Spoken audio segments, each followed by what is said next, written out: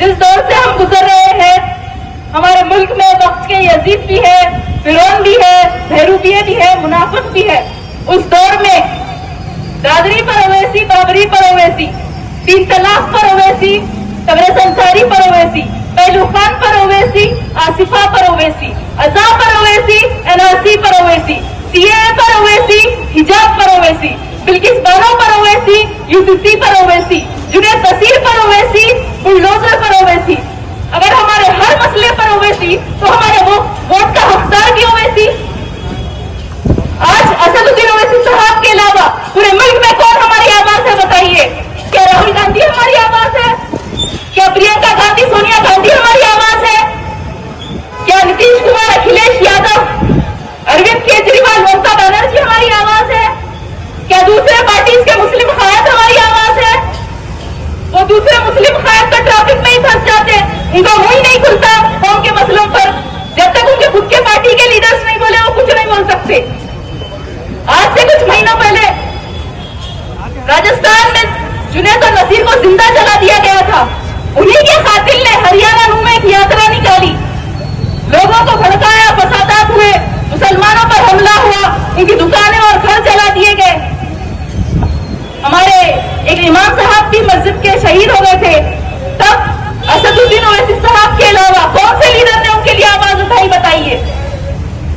आज हमारे मुल्क की हर रियासत में मुसलमान जालिमों का शिकार बने हुए हैं।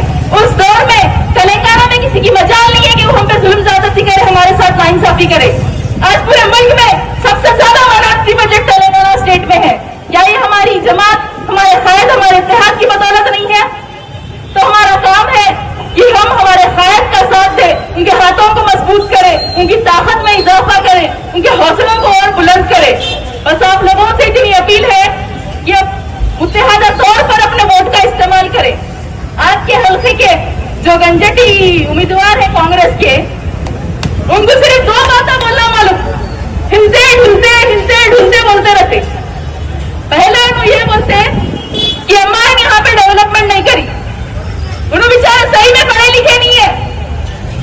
मजलिस की नुमाइंदगी पर नामपल्ली में ट्रैफिक को कंट्रोल करने के लिए फुटओवर ब्रिज बनाए गए, रोड वाइडनिंग का काम हुआ, सीसी रोड बनाए गए, सीवरेज ड्रेन्स और वाटर लाइन्स का काम हुआ, इलेक्ट्रिसिटी का काम हुआ, बस्ती दवाखाने खोले गए। माइनॉरिटी स्कीम से कई लोग यहाँ पे फायदा उठा रहे।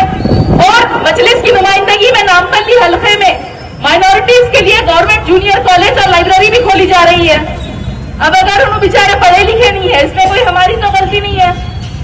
और जिस शख्स को असदुद्दीन ओवैसी साहब ने नामपल्ली के लिए चुना है, माजिद हुसैन साहब, वो हैदराबाद के एक मेयर रह चुके हैं। उनके दौर में अन्नपूर्णा स्कीम का आगाज हुआ और उन्होंने वादा किया है कि हर 3 महीने में नामपल्ली में वो एक जॉब मेला लगाएंगे।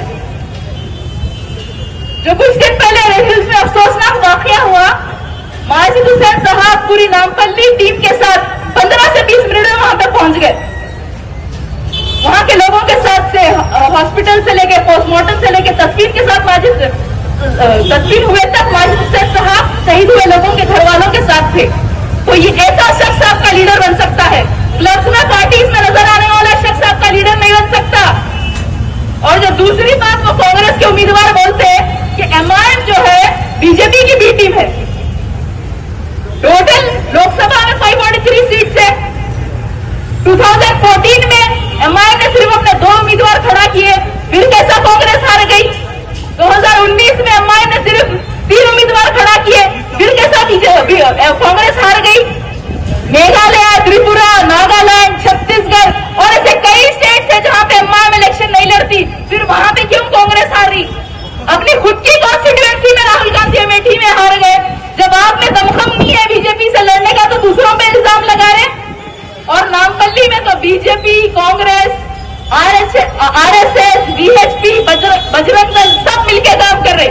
और मेरी आप लोगों से गुजारिश है, नामपल्ली के हर शख्स से मेरी गुजारिश है कि आप लोग वो फिरोज खान का ऑडियो सुनिए जिसमें वो खुद बोल रहे कि वो BJP, RSS, VHP, Bajrang Dal का सपोर्ट ले रहे। पूरी नामपल्ली में मजलिस के खिलाफ ये तमाम लोग मिलकर काम कर रहे, लेकिन कुछ होने जाने वाला नहीं है। ऐसे कई आएंगे यहाँ पे मजलिस थी और मजलिस ही रहेगी। मेरी आप तमाम से अपील है कि ऐसे लोगों को, इन लोगों को ऐसा जवाब दो कि वो अगली बार इलेक्शन भी ना लड़े। नवंबर 30 फिर से मजलिस फिक्स। सलाम अलैकुम। हैदराबाद की बिरयानी तो वर्ल्ड फेमस है, लेकिन दिलभर मसाले से बनी हर डिश बिरयानी से कम नहीं। नॉनवेज हो या वेज, हर डिश बनेगी अब मजेदार दिलभर मसाले के साथ।